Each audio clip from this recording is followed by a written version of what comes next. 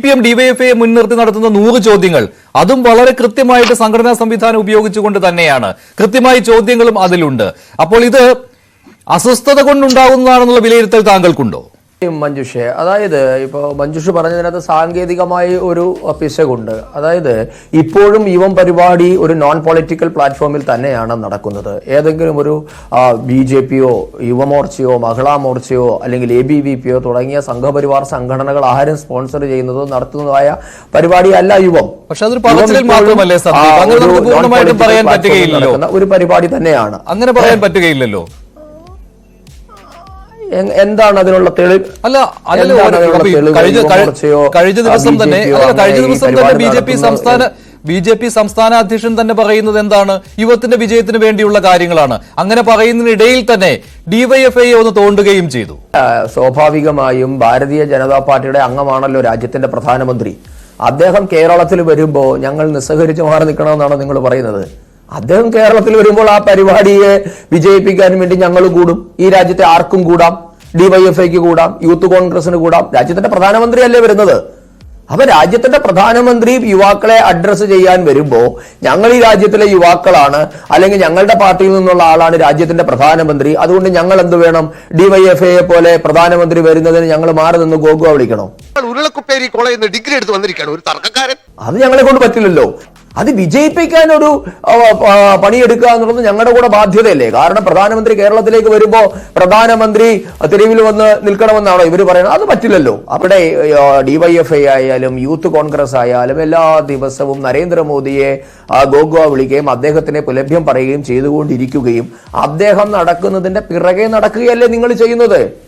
ഈ രാജ്യത്തിന്റെ പ്രധാനമന്ത്രി യുവാക്കളെ അഭിസംബോധന ചെയ്യാൻ എത്തുന്നു, ആയിക്കോട്ടെ. അതുകൊണ്ട് ഡിവൈഎഫ്ഐക്ക് ഏതൊരു ബദൽ പരിപാടി സംഘടിപ്പിക്കാൻ അവകാശമില്ല എന്നൊന്നും ഞാൻ പറയുന്നില്ല. അവർക്ക് അതിനുള്ള ജനാധിപത്യപരമായ എല്ലാ അവകാശവും ഉണ്ട്. പക്ഷേ നരേന്ദ്രമോദി അങ്ങനെ ചെയ്യുന്നു, ഇങ്ങനെ ചെയ്യുന്നു, നരേന്ദ്രമോദി അങ്ങോട്ട് നോക്കി ഇങ്ങോട്ട് നോക്കി എന്നൊക്കെ ദിവസവും നരേന്ദ്രമോദിയുടെ കുറ്റം കണ്ടുപിടിക്കാൻ നടക്കുന്ന ആൾക്കാര് നരേന്ദ്രമോദി സെറ്റ് ചെയ്യുന്ന അജണ്ടയുടെ പുറകിലേക്ക് പോകുന്നു എന്നൊരു യാഥാർത്ഥ്യമാണ്. അത് പോയിക്കൊള്ളട്ടെ, ഞങ്ങൾക്ക് അതിൽ സന്തോഷമേ ഉള്ളൂ. പക്ഷേ കേരളത്തിലെ ചെറുപ്പക്കാരോട് അദ്ദേഹത്തിന് എന്താ പറയാനുള്ളത് എന്ന് കേൾക്കുക. അതിനുശേഷം അദ്ദേഹം പറഞ്ഞതിൽ വസ്തുതാപരമായ പിശകുണ്ട്, അദ്ദേഹം കള്ളം പറഞ്ഞു, അദ്ദേഹം വ്യാജ പ്രചരണം നടത്തി, അതിനുശേഷം നിങ്ങൾ എതിർ പ്രചരണവുമായി രംഗത്ത് വാ. അതിനൊരു ജനാധിപത്യമായ സ്പിരിറ്റ് ഉണ്ടല്ലോ. ഇത് മോദി വരുന്നു എന്ന് കേൾക്കുമ്പോൾ തന്നെ ഇതാ രാജ്യത്തെ മുഴുവൻ ചെറുപ്പക്കാരും നരേന്ദ്രമോദിയുടെ അടുത്തേക്ക് പോകുന്നതുകൊണ്ട് എല്ലാവരെയും കൂടെ തടുത്തുകൂട്ടി തെരുവിൽ നിന്നും ഐക്യ വെച്ച് കെട്ടി നരേന്ദ്രമോദിയോട് 100 ചോദ്യം ചോദിക്കാം എന്നൊക്കെ പറഞ്ഞാൽ അത് നടക്കട്ടെ. അതിനകത്തൊന്നും നമ്മൾക്ക് ഒരു ഉത്കണ്ഠയും ഒന്നുമില്ല.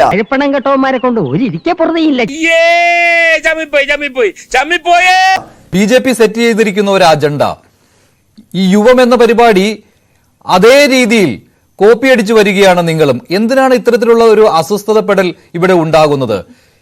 ഈ പരിപാടി കഴിഞ്ഞതിന് ശേഷം പ്രധാനമന്ത്രിയിൽ നിന്ന് ചോദ്യങ്ങൾക്ക് ഉത്തരം കിട്ടുന്നില്ല, അല്ലെങ്കിൽ യഥാർത്ഥ ചോദ്യങ്ങൾ നേരിടുന്നില്ല എന്ന് കാണുകയാണെങ്കിൽ ബദലായിട്ട് പരിപാടി സംഘടിപ്പിച്ചാൽ അതിന് കൂടുതൽ വിജയവും അതിന് കൂടുതൽ സമ്മതിയും ഉണ്ടാകുമായിരുന്നുവല്ലോ. പക്ഷെ എന്തിനാണ് നിങ്ങൾ ഒരു അസ്വസ്ഥതപ്പെടുത്തുന്ന രീതിയിൽ അല്ലെങ്കിൽ സ്വയം ആശങ്കപ്പെടുന്ന രീതിയിൽ ഇത്തരമൊരു എതിർ ക്യാമ്പയിനുമായി രംഗത്തെത്തിയത്? ഇപ്പൊ നരേന്ദ്രമോദി രാജ്യം ഭരിക്കാൻ തുടങ്ങിയിട്ട് കാലം എത്രയായി? എത്ര തവണയാണ് നിങ്ങളെ പോലെയുള്ള മാധ്യമ പ്രവർത്തകരെ നരേന്ദ്രമോദി അഭിമുഖീകരിച്ചത്? ഞാൻ ചോദിക്കുന്നത്, നരേന്ദ്രമോദി കേരളത്തിൽ വരുന്നു, എന്നാ പിന്നെ കേരളത്തിലെ മാധ്യമങ്ങളെ അഭിമുഖീകരിക്കാൻ, കേരളത്തിൽ ഒരു പത്രസമ്മേളനം നടത്താൻ നരേന്ദ്രമോദിക്ക് കഴിയുമോ? രാജ്യത്ത് ഇങ്ങനെയൊരു പ്രധാനമന്ത്രി ഉണ്ടായിട്ടുണ്ടോ? ഇങ്ങനൊരു രാഷ്ട്രീയ ദേശീയ നേതാവ് ഉണ്ടായിട്ടുണ്ടോ? മാധ്യമങ്ങളെ എത്രമാത്രം ഭയപ്പെട്ട ഒരാൾ. അതിന്റെ ഭാഗമായി സെറ്റിട്ട കുറച്ച് ചോദ്യങ്ങൾ, ഉത്തരങ്ങൾ എല്ലാം മുൻകൂട്ടി തയ്യാറാക്കി അവതരിപ്പിക്കുന്നു, അത് വീഡിയോ ഷൂട്ട് ചെയ്യുന്നു, എന്നിട്ട് കേരളം ഇതാ ഇങ്ങനെ ചിന്തിക്കുന്നു എന്നൊക്കെ പ്രചരിപ്പിക്കാനുള്ള ഒരു തന്ത്രമാണ് RSSന്റെ കുടില തന്ത്രം. അങ്ങനെ ഒരു തന്ത്രവുമായി കേരളത്തിൽ വന്നാൽ അത് അത്ര പെട്ടെന്ന് നടപ്പാക്കാൻ കഴിയുന്ന ഒരു സ്ഥലമല്ല കേരളം. കേരളത്തിലെ പ്രബുദ്ധരായ ജനത ഇങ്ങനെയുള്ള ചോദ്യങ്ങൾ ചോദിക്കും. പ്രധാനപ്പെട്ട ചോദ്യം ഒന്ന് ചെറുപ്പത്തിന്റെ തൊഴിലുമായി ബന്ധപ്പെട്ട പ്രശ്നമാണ്. 2014 4% തൊഴിലില്ലായ്മ നിരക്ക്, അതിപ്പോ 8.4% ഉയർന്നിരിക്കുന്നു. ഇന്ത്യൻ റെയിൽവേയിൽ ഏതാണ്ട് 5-8 ലക്ഷം ഒഴിവ് നികത്താതെ കിടക്കുകയാണ്. എന്തുകൊണ്ടാണ് ഇന്ത്യൻ റെയിൽവേയിൽ ഗ്രൂപ്പ് ഡി തസ്തിക ഉൾപ്പെടെയുള്ള മേഖലയിൽ ഒഴിവുകൾ നികത്താത്തത്? കഴിഞ്ഞ ദിവസം കേരളത്തിൽ മാത്രം 1814 ഗേറ്റ് കീപ്പർമാരെ താൽക്കാലികമായി നിയമിച്ചു. എന്തുകൊണ്ട് സ്ഥിര നിയമനങ്ങൾ തടസ്സപ്പെടുത്തുന്നു? നമ്മുടെ രാജ്യത്ത് അസമത്വം വർദ്ധിക്കുകയാണ്. ഈ അസമത്വത്തിന്റെ കാരണം എന്താണ്? നിങ്ങൾ വളരെ ഓപ്പണായി, വളരെ പരസ്യമായി പ്രസിദ്ധീകരിച്ച 100 ചോദ്യങ്ങൾ, ഈ ചോദ്യങ്ങൾക്ക് ഉത്തരം പറയാനുള്ള കെൽപ്പുണ്ടോ, ധൈര്യമുണ്ടോ? റാണിമംഗലം നാരായണൻ ആരാണെന്നാ നിന്റെ വിചാരം? അവൻ കലക്കാൻ പോണ കലക്ക് കണ്ടോ? രണ്ട് കാര്യങ്ങളാണ് മഞ്ജുഷ. ഇതിൽ ഒന്നാമത്തെ കാര്യം പ്രിയപ്പെട്ട സനോജ് മനസ്സിലാക്കേണ്ടത്, ഇന്ത്യൻ പ്രധാനമന്ത്രി വരുന്നത് ഡിവൈഎഫ്ഐയുടെ ചോദ്യത്തിന് മറുപടി പറയാനല്ല. എനിക്ക് തോന്നുന്നില്ല അദ്ദേഹത്തിന് ഡിവൈഎഫ്ഐ എന്നൊരു സംഘടന ഇന്ത്യയിൽ ഉണ്ടെന്ന് പോലും പ്രധാനമന്ത്രിക്ക് അറിയുമോ എന്ന് എനിക്കറിയില്ല. കാരണം പണ്ട് മാർക്കണ്ഡേയ കഡ്ജുവിന്റെ അടുത്ത് ഇവരുടെ അഖിലേന്ത്യാ നേതാവ് ചെന്നപ്പോൾ ഡിവൈഎഫ്ഐ ഏതാണെന്ന് ചോദിച്ച ഒരു സംഭവം ഞാൻ ഓർത്തുകൊണ്ടങ്ങ് പറഞ്ഞെന്ന് മാത്രമേ ഉള്ളൂ. അപ്പൊ അതുകൊണ്ട് ഡിവൈഎഫ്ഐ എന്ന് പറയുന്നൊരു സംഘടന നിങ്ങൾ അഖിലേന്ത്യ എന്നും അഖില ലോകം എന്നൊക്കെ പറയുന്നുണ്ടെങ്കിലും അതൊന്നും ഇവിടെ ഈ പറഞ്ഞ വാളയാർ ചെക്ക് പോസ്റ്റിന് അപ്പുറത്ത് ആരെയും സംബന്ധിച്ച് വലിയ സംഭവമൊന്നുമില്ല. അപ്പൊ അതുകൊണ്ട് അതിന് മറുപടി പറയാനൊന്നും അല്ല രാജ്യത്തിന്റെ പ്രധാനമന്ത്രി വരുന്നത് എന്ന് മാത്രമല്ല, സനോജ് ഡിവൈഎഫ്ഐ ചോദിച്ച ചോദ്യത്തിന് എന്തിനാ നരേന്ദ്രമോദി ഞങ്ങൾ പോരെ? നിങ്ങൾ ചോദിക്കൂ, ഞാൻ മറുപടി പറയാം. ഇതിനൊക്കെ നരേന്ദ്രമോദിയെ പോലെയുള്ള ഈ രാജ്യത്തിന്റെ പ്രധാനമന്ത്രി മറുപടി പറയണമെന്നൊക്കെ ഉള്ളത് വലിയ കടന്ന ആശയല്ലേ സനോജെ? മോദി നിങ്ങൾക്ക് മറുപടി പറയുന്നതിലൂടെ നിങ്ങളൊന്ന് വലുതാകാമെന്ന് നിങ്ങൾക്ക് ആഗ്രഹം ഉണ്ടാകാം, അത് ആയിക്കോട്ടെ. ഇതിനൊന്നും മോദിയുടെ ആവശ്യമില്ല. ഞങ്ങളുടെ ഏതെങ്കിലും ഒരു യുവമോർച്ചയുടെ ഒരു ജില്ലാ പ്രസിഡന്റിനെ വിളിച്ച് നിങ്ങൾ ചോദിച്ചോ, മറുപടി ഞങ്ങൾ പറഞ്ഞുതരാം. രാജ്യത്തെ യുവാക്കളുടെ പ്രശ്നമാണ്, പിന്നെ സ്ത്രീകളുടെ തൊഴിലിൽ പങ്കാളിത്തം കുറയുന്നു, നമ്മുടെ തൊഴിലില്ലായ്മ കുറഞ്ഞു വരുന്നു, റെയിൽവേ, സമ്പത്ത്, ഒരു ഇതൊക്കെയാണല്ലോ സനോജ് ഇത്രയും നേരം നിങ്ങളുടെ 100 ചോദ്യങ്ങളിൽപ്പെട്ട ചോദ്യങ്ങളാണ്. ഞാൻ വളരെ പെട്ടെന്ന് സ്ക്രിബിൾ ചെയ്തെടുത്ത ചോദ്യങ്ങളാണ്. ഞാൻ സനോജിനോട് ചില മനസ്സിലാകും. അതായത് സനോജ് ഇപ്പൊ ചോദിച്ചല്ലോ ശരി, പെട്രോൾ ഡീസലുണ്ട്. ഇപ്പൊ രാജ്യത്തെ സ്ത്രീകളുടെ തൊഴിൽ പങ്കാളിത്തത്തെ പറ്റിയൊക്കെ പറയുന്നു. സനോജ്, നമ്മൾ ഈ പറഞ്ഞ 4% തൊഴിലില്ലായ്മ, 8% തൊഴിലില്ലായ്മ എന്ന് പറയുമ്പോൾ എവിടെയാണ് നിങ്ങൾ ഉദ്ദേശിക്കുന്ന തൊഴിൽ എന്ന് പറഞ്ഞാൽ സർക്കാർ നൽകുന്നത് മാത്രമാണ് തൊഴിലെന്നാണോ ഡിവൈഎഫ്ഐ പഠിച്ചു വെച്ചിരിക്കുന്നത്? അതിന്റെ കുഴപ്പമാണത്. തൊഴിൽ എന്ന് പറഞ്ഞാൽ സർക്കാർ നൽകുന്നത് മാത്രമല്ല സനോജെ. ഈ രാജ്യത്ത് അവനവന്റെ വരുമാനത്തിന് വേണ്ടി ചെയ്യുന്ന എല്ലാ പണിയും തൊഴിലാണ്. സർക്കാർ തന്നെ തൊഴിൽ നൽകണം. അതിന് നിങ്ങൾ നടത്തുന്ന PSC വഴി നിങ്ങളുടെ സഖാക്കന്മാർക്ക് AKG സെന്റർ വഴിയും ക്രിമിനൽ കേസിലെ പ്രതികൾക്കൊക്കെ ജോലി കൊടുക്കുന്ന നിങ്ങളുടെ സംവിധാനം ഉണ്ടാകും. പക്ഷെ ഞങ്ങളുടെ സംവിധാനം അങ്ങനെയല്ല. ഈ നരേന്ദ്രമോദി അധികാരത്തിൽ 2014 വരുമ്പോൾ അദ്ദേഹം പ്രഖ്യാപിച്ച ഒരു കാര്യമുണ്ട്. ഈ രാജ്യത്തെ യുവാക്കളെ തൊഴിൽ അന്വേഷകരാക്കാനല്ല എന്റെ ശ്രമം, തൊഴിൽ ദാതാക്കളാക്കാനാണ് എന്നാണ് അദ്ദേഹം പറഞ്ഞത്. അപ്പോ ഈ 9 വർഷം കൊണ്ട് രാജ്യത്ത് 23 ലക്ഷം, ഇത് ഞാൻ ഈ പറയുന്നത് കണക്കാണ്, അതായത് കള്ളം പറയാൻ പറ്റില്ല, ഇത് ഡിജിറ്റൽ ട്രാൻസാക്ഷൻ വഴി നടന്നതായതുകൊണ്ട് ആർക്കും പരിശോധിക്കാവുന്നതാണ്. രാജ്യത്ത് 23 ലക്ഷം കോടി രൂപയാണ് മുദ്ര ഇടപാടുകൾ വഴി രാജ്യത്തെ ചെറുപ്പക്കാർക്ക് ഈടില്ലാത്ത വായ്പ കൊടുത്തിട്ടുള്ളത്. അത് MSC ആണ്. 29.55 കോടി സംരംഭങ്ങൾ ഉണ്ടായിട്ടുണ്ട്. ഇതിൽ 70% വനിതകൾക്കാണ് കൊടുത്തത് എന്നുകൂടി ഡിവൈഎഫ്ഐ നേതാവ് മനസ്സിലാക്കുക. ഞാനൊരു സംരംഭം തുടങ്ങിയാൽ എനിക്ക് തൊഴിലാവുന്ന കൂടാതെ ഞാൻ എംപ്ലോയ് ചെയ്യുന്ന ആൾക്കാർക്ക് കിട്ടുന്ന തൊഴിലും കൂടിയുണ്ട്. അത് ഇവിടെ കണക്ക് കൂട്ടിയിട്ടില്ല. അപ്പൊ അതാണ് മുദ്ര ഇതുമായി ബന്ധപ്പെട്ട് നടക്കുന്നത്. സർക്കാർ ജോലിയിൽ കഴിഞ്ഞ കുറെ കാലങ്ങൾ, നരേന്ദ്രമോദി അധികാരത്തിൽ വന്നിട്ട് 9 വർഷമല്ലേ ആയുള്ളൂ, വർഷങ്ങളായി കേന്ദ്ര ഗവൺമെന്റിൽ നിയമന നിരോധനമായിരുന്നു. നരേന്ദ്രമോദി സർക്കാർ 10 ലക്ഷം തൊഴിലവസരങ്ങൾ അടുത്ത 2024 നരേന്ദ്രമോദി അധികാരത്തിൽ ഇറങ്ങുന്നതിന് മുൻപ്, അതായത് തെരഞ്ഞെടുപ്പിനെ നേരിടുന്നതിന് മുൻപ് 10 ലക്ഷം പേർക്ക് തൊഴിൽ കൊടുക്കുമെന്ന് പറഞ്ഞു. ഡിവൈഎഫ്ഐ നേതാവിന്റെ ശ്രദ്ധയിലേക്ക് പറയാം, ഇന്നുവരെ കഴിഞ്ഞ ദിവസം, അതായത് 3 ഘട്ടമായി 3 സ്റ്റെപ്പായിട്ട് പ്രഖ്യാപിച്ചതിൽ 2.88 ലക്ഷം ആൾക്കാർക്ക് സർക്കാർ ജോലി കിട്ടിയിട്ടുണ്ട്. ഇനിയും 2024 തെരഞ്ഞെടുപ്പിന് മുൻപ് ബാക്കി 7.25 കോടി തൊഴിലില്ലാത്തവർ കൂടി തൊഴിൽ കിട്ടുമ്പോൾ 10 ലക്ഷം തൊഴിൽ അവിടെയാകും. പിന്നെ സ്റ്റാർട്ടപ്പ് മിഷൻ, അതായത് സ്റ്റാർട്ടപ്പ് മിഷൻ എന്ന് പറഞ്ഞാൽ സ്വന്തമായി അവർ പുതിയ ഇന്നോവേറ്റീവ് ആയിട്ടുള്ള സംരംഭങ്ങൾ നടത്തുന്ന സ്റ്റാർട്ടപ്പ് മിഷൻ കഴിഞ്ഞ 8 വർഷം കൊണ്ട് 84,000 എണ്ണം ഇന്ത്യയിൽ തുടങ്ങിയിട്ടുണ്ട്. ലോകത്തിലെ 3ാമത്തെ റാങ്കാണ് ഇന്ത്യക്ക് സ്റ്റാർട്ടപ്പ് മിഷന്റെ കാര്യത്തിൽ. ലോകത്തെ 3ാമത്തെ രാജ്യമായി ഇന്ത്യ മാറിയിട്ടുണ്ട്. നരേന്ദ്രമോദി അധികാരത്തിൽ വരുന്ന സമയത്ത് ഈ രാജ്യത്തുണ്ടായിരുന്നത് MBBSന്റെ സീറ്റുകളുടെ എണ്ണം വെറും 50,000 ആയിരുന്നു എങ്കിൽ ഇന്ന് രാജ്യത്ത് 1 ലക്ഷം MBBS സീറ്റുകളുണ്ട് എന്ന് പറയുമ്പോൾ പുതിയ ഡോക്ടർമാർ ഇരട്ടിയായി. MD സീറ്റുകൾ 25,000 ആയിരുന്നു 2014 മുൻപ് എങ്കിൽ ഇപ്പോൾ അത് 40,000 MD സീറ്റുകളുടെ എണ്ണം ഉയർന്നിട്ടുണ്ട്. രാജ്യത്ത് 10,000 അഡൽട്ട് തിങ്കിങ് സെന്റേഴ്സ് സ്കൂളുകളിൽ സ്ഥാപിച്ച് ഇന്നവേഷൻ, ക്രിയേറ്റിവിറ്റി, ഇമാജിനേഷൻ തുടങ്ങിയ കാര്യങ്ങളിൽ സ്കൂളുകളിൽ കേന്ദ്രീകരിച്ച് ചെറുപ്പക്കാരെ ഇത് ചെയ്യുന്നുണ്ട്. പിന്നെ ഇവിടെ യൂത്ത് കോൺഗ്രസിന്റെ സുഹൃത്ത് പറയുന്നുണ്ടായിരുന്നു നമുക്ക് പരിശീലനം കൊടുക്കുമെന്ന് മോദി പറഞ്ഞു, കൊടുത്തില്ല എന്ന്. അങ്ങ് കണക്കൊന്ന് പരിശോധിക്കണം. സ്കിൽ ഇന്ത്യ മിഷൻ 2015 പ്രഖ്യാപിക്കപ്പെട്ട പദ്ധതിയാണ്. അത് പ്രകാരം 1.25 കോടി യുവാക്കളെ കഴിഞ്ഞ 8 വർഷം കൊണ്ട് കേന്ദ്ര സർക്കാർ ട്രെയിൻ ചെയ്യിച്ചിട്ടുണ്ട്. സ്കില്ലിംഗ്, അതായത് നമ്മളുടെ ചെറുപ്പക്കാരെ പറ്റി അഖില ലോക അടിസ്ഥാനത്തിൽ ഉണ്ടായിരുന്ന ഒരു കംപ്ലൈന്റ്, ഇവർക്ക് തൊഴിൽ ഒക്കെ ഉണ്ട്, പക്ഷെ വൈദഗ്ധ്യം കുറവായിരുന്നു. ഇവർക്ക് പണി എന്താ പറയുന്നത്, വിദ്യാഭ്യാസ യോഗ്യതയുണ്ട്, മറ്റു കാര്യങ്ങളൊക്കെ ഉണ്ട്, പക്ഷെ തൊഴിൽ വൈദഗ്ധ്യം കുറവായിരുന്നു. അത് പരിഹരിക്കാൻ വേണ്ടിയാണ് നരേന്ദ്രമോദി 2015 സ്കിൽ ഇന്ത്യ മിഷൻ പ്രഖ്യാപിച്ച് 1.25 കോടി ചെറുപ്പക്കാർക്ക് വൈദഗ്ധ്യ പരിശീലനം നൽകി കഴിഞ്ഞിട്ടുണ്ട്. രാജ്യത്ത് നരേന്ദ്രമോദി അധികാരത്തിൽ വരുമ്പോൾ കേവലം 74 എയർപോർട്ടുകളാണ് ഉണ്ടായിരുന്നതെങ്കിൽ ഇന്നത് 148 വിമാനത്താവളങ്ങൾ രാജ്യത്ത് നിർമ്മിച്ചു കഴിഞ്ഞു. മെഡിക്കൽ കോളേജുകൾ 400 എണ്ണമായിരുന്നെങ്കിൽ ഇന്ന് 670 മെഡിക്കൽ കോളേജുകളുണ്ട്. ഇങ്ങനെ രാജ്യത്തിന്റെ സമസ്ത ഇത് കണക്കുകളാണ്. പറഞ്ഞാൽ സർക്കാർ തൊഴിൽ മാത്രമാണ്, ദയവ് തെറ്റിദ്ധരിക്കരുത് എന്ന് മാത്രമാണ് എനിക്ക് പറയാനുള്ളത്. ആരോട് സന്ദീപ് വാചസ്പതി അദ്ദേഹം ഒരു കണക്ക് പുസ്തകം നിരത്തി കുറെ അധികം കണക്കുകൾ പറയുന്നുണ്ട്, മുദ്ര ലോൺ കൊടുത്തതിന്റെ കണക്ക് പറയുന്നുണ്ട്. എന്റെ സന്ദീപ്, ഈ രാജ്യത്ത് ബാങ്കുകൾ ദേശസാൽക്കരിക്കുകയും ബാങ്കുകളിൽ തൊഴിലില്ലായ്മ പരിഹരിക്കാനായിട്ട് അവിടെ സ്വയം തൊഴിലിന് വേണ്ടി വായ്പ കൊടുക്കുകയും ഒക്കെ ചെയ്തുകൊണ്ടിരുന്നത് ഇതിനൊക്കെ മുമ്പ് ഈ രാജ്യത്ത് ഭരിച്ച സർക്കാരുകളൊക്കെ ചെയ്തുകൊണ്ടിരുന്ന കാര്യമാണ്. അതെ, നമ്മള് ഏതെങ്കിലും ഒരു തൊഴിലിന്റെ കാര്യം പറയുമ്പോൾ ഏത് രീതിയിലുള്ള തൊഴിലെടുത്താലും അത് തൊഴിലല്ലേ എന്ന് പറഞ്ഞ് നമ്മൾ അതിനെ ആ രീതിയിലേക്ക് കാണാൻ പോകരുത്. ഏതെങ്കിലും ഒരു പാവപ്പെട്ടവൻ ഭാര്യയുടെ കെട്ടുതാലി പണയം വെച്ച് ഒരു അരി പൊടിക്കുന്ന മില്ല് തുടങ്ങി അവിടെ 2 പേർക്ക് ജോലി കൊടുത്താൽ നരേന്ദ്രമോദിയുടെ അക്കൗണ്ടിൽ വരുമോ? ഇവിടെ നമുക്കറിയാം, രാജ്യത്തെ 125 കോടി ജനങ്ങൾക്കും തൊഴിൽ കൊടുക്കുക എന്ന് പറയുന്നത് സാധ്യമല്ല എന്ന് അധികാരത്തിലേറി ഏറെ നാളുകൾ കഴിയുന്നതിന് മുമ്പ് അമിത്ഷാ പറഞ്ഞു. അതിനുശേഷം പിന്നീട് നമ്മൾ കണ്ടു, അവർ പറഞ്ഞെന്താ, BJPയുടെ വളരെ ഉന്നതരായ നേതാക്കന്മാർ പറഞ്ഞു, നിങ്ങൾ പക്കോട ഉണ്ടാക്കൂ, നിങ്ങൾ പക്കോട ഉണ്ടാക്കുന്നത് പോലും തൊഴിലാണ്, നിങ്ങൾ പക്കോട ഉണ്ടാക്കാൻ പോകുമെന്ന് പറഞ്ഞാണ് ഈ രാജ്യത്തെ അഭ്യസ്തവിദ്യരായ, ഈ രാജ്യത്ത് തൊഴിലെടുക്കാൻ തയ്യാറായി നിൽക്കുന്ന ഈ രാജ്യത്തെ യുവജനങ്ങളോട് കാണിച്ച ഏറ്റവും വലിയ അപമാനകരമായ ചില തീരുമാനങ്ങളാണ് BJP എടുക്കുന്നത്. ഒന്ന് നിർത്തണോ തന്റെ ഈ പുളു?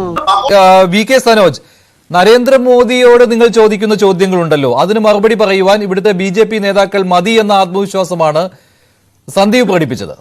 മോദി ചോദ്യങ്ങളെ ഭയപ്പെടുന്ന ആളാണ്. നരേന്ദ്രമോദി സന്ദീപ് വാചസ്പതിനെ പോലത്തെ കുറെ ആളുകൾ രംഗത്തിറക്കും.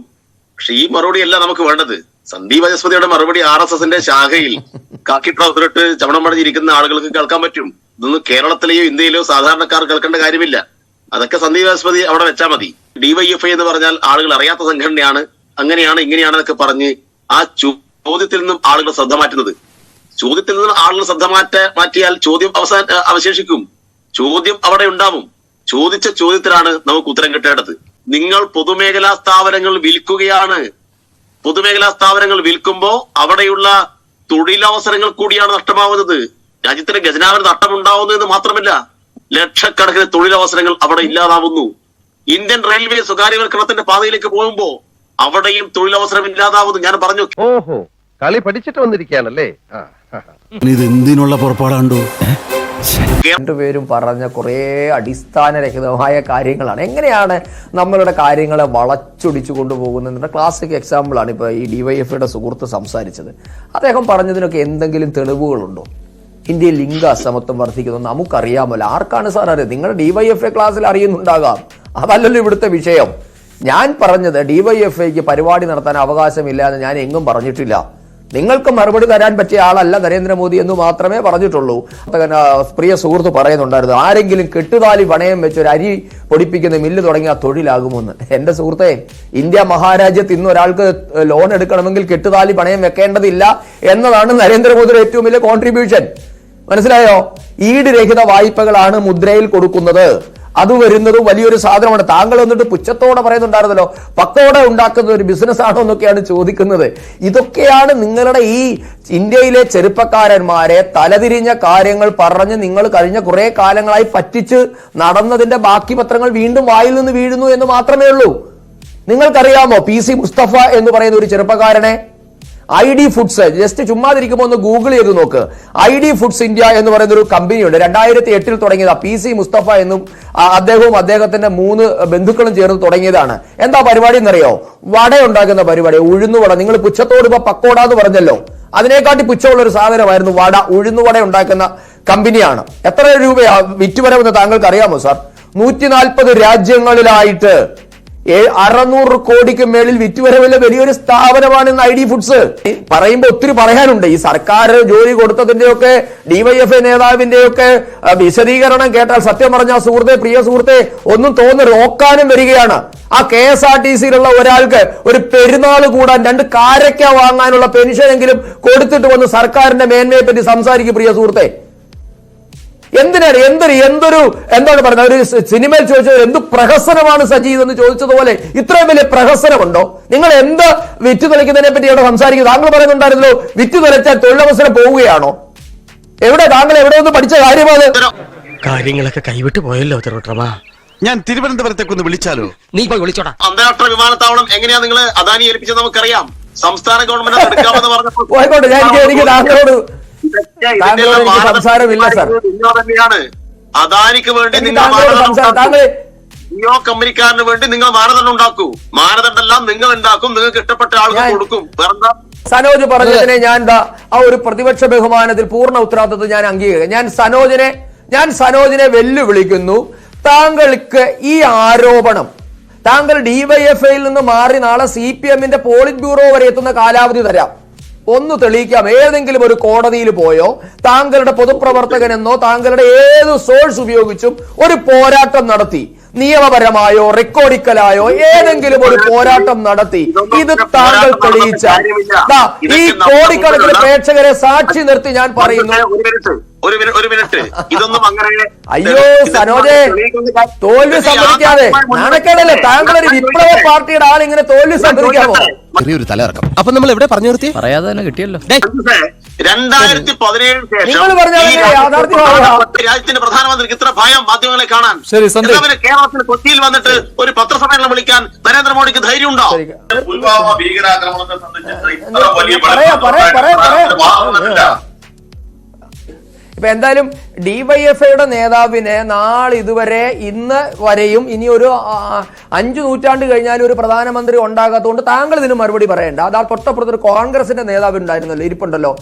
ഞാൻ താങ്കളോട് ചോദിക്കട്ടെ, മാസാമാസം വാർത്താ സമ്മേളനം നടത്തി ഒരു പ്രധാനമന്ത്രിയുടെ പേര് താങ്കളൊന്ന് പറഞ്ഞുതരാമോ എനിക്ക്? ഈ രാജ്യത്തെ പ്രധാനമന്ത്രിമാർ എന്നാണ് വാർത്താ സമ്മേളനങ്ങൾ നടത്തിയിട്ടുള്ളത്? പ്രധാനമന്ത്രിമാർ വാർത്താ സമ്മേളനങ്ങൾ നടത്തുന്ന രീതിയുണ്ട്. രാജീവ് ഗാന്ധി ഉണ്ടോ? VP നടത്തിയിട്ടുണ്ടോ? നരസിംഹറാവ് നടത്തിയിട്ടുണ്ടോ? രാജ്യം മാധ്യമങ്ങളെ കാണേണ്ട സമയത്ത് കണ്ടിട്ടുണ്ട്. ഇനി കോൺഗ്രസ്സുകാരന് മറുപടി ഇല്ലെങ്കിൽ ഞാൻ തിരിച്ച് CPMകാരോട് ചോദിക്കാം. നിങ്ങളുടെ മുഖ്യമന്ത്രി ഉണ്ടല്ലോ, ഈ കോവിഡ് കാലത്ത് വന്നിട്ട് ഹോമിയോ ഗുളിക പോലെ എല്ലാ കൃത്യം 6 മണിക്കും വന്നതല്ലാതെ മാധ്യമങ്ങളുടെ ഒരു ചോദ്യത്തെ അഭിമുഖീകരിക്കാൻ പിണറായി വിജയൻ തയ്യാറായിട്ടുണ്ടോ? മുഖ്യമന്ത്രി എത്ര കാലം അവിടെ മാധ്യമങ്ങളെ അഭിമുഖീകരിക്കുന്നത്? പ്രധാനമന്ത്രിക്ക് മാധ്യമങ്ങളെ അഭിമുഖീകരിക്കുക മാത്രമല്ല പണി. സ്ഥാപനങ്ങൾ നിങ്ങളുടെ നയമല്ല ഞങ്ങളുടെ നയമെന്ന് ഞാൻ ആദ്യമേ പറഞ്ഞല്ലോ. സർക്കാർ ജോലി മാത്രമാണ് ജോലി എന്ന നിലപാട് ഞങ്ങൾക്കില്ല. ഈ രാജ്യത്ത് സ്ഥാപനങ്ങൾ വിൽക്കുന്നു. എയർ ഇന്ത്യ വിറ്റത് എന്തിനാ? ആരുടെ താല്പര്യ? വിൽക്കുന്നെന്ന് നഷ്ടത്തിലായ പൊതുമേഖലാ സ്ഥാപനങ്ങൾ വിറ്റാൽ എന്താ കുഴപ്പം? എന്താ കുഴപ്പം? ലോകത്തിലെ എത്ര രാജ്യങ്ങൾക്ക് വിമാന കമ്പനി ഉണ്ട്?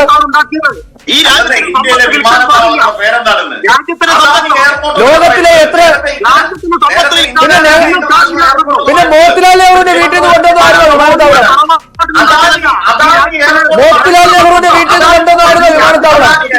പറഞ്ഞാൽ ഈ രാജ്യത്തിന്റെ നെഹ്റുവിന്റെ അച്ഛൻ മോത്തിലാൽ നെഹ്റുവിന്റെ വീട്ടിൽ നിന്ന് കൊണ്ടുവന്നതാണോ രാജ്യത്തെ പൊതുമേഖലാ സ്ഥാപനം?